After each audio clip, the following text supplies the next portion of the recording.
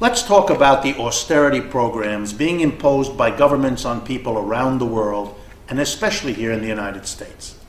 Austerity is a fancy term. It really simply means that a government is either raising the taxes on average people or cutting the services it provides to them, or both. And the purpose is always the same: to put money aside on the part of the government to pay off the lenders from whom it has borrowed. Those lenders are demanding a more secure flow of money. They're demanding to see that the government has set aside money to pay interest on these debts, and so they want the government to show that they have the muscle to get the taxes, to cut the services, so that the money will be there for the lenders. Let's see why that happened over the many years and why it's a crisis now. For many years, politicians solved their problem of being popular by not raising taxes on people while providing them with services. If you keep improving the services and you don't raise the taxes, how are you going to pay for that? Solution: borrowing.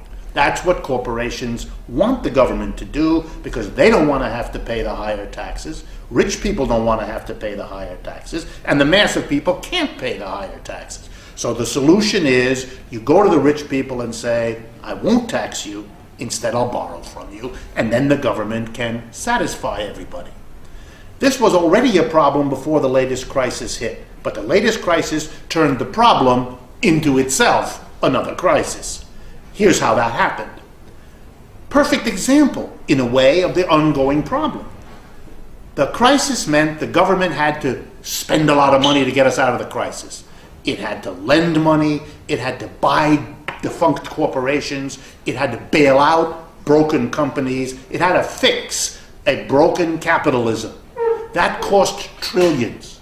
And the government, not to be unpopular, feared to tax people, feared to tax rich people, feared to tax corporations. So it went to the rich and the corporations and said, okay, I'm not going to tax you. Instead, you lend it to me so I can bail you out. All over the world, governments borrowed like never before. That's why the lending problem is so big now. That's when they discovered that the lenders, having lent them trillions to fix this crisis, are now nervous about governments being able to pay back. And so they demand, these lenders do, and again, the lenders are corporations and wealthy people. They demand the government set aside money to insure their loans. And so the government has to raise taxes on people or cut services to people to find that money. Here's the problem with all of this.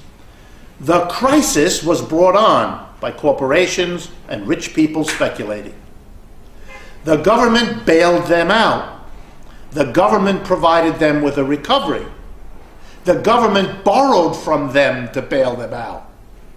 But now the government, in an austerity program, wants the mass of people to pay for it all, either with higher taxes or with reduced government services, or both.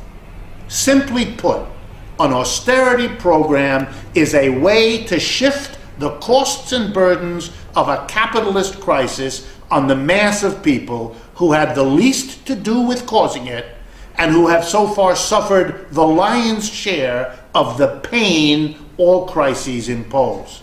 Austerity is the last thing that should be done in this situation, and it should be resisted by all people with even an elementary sense of fairness.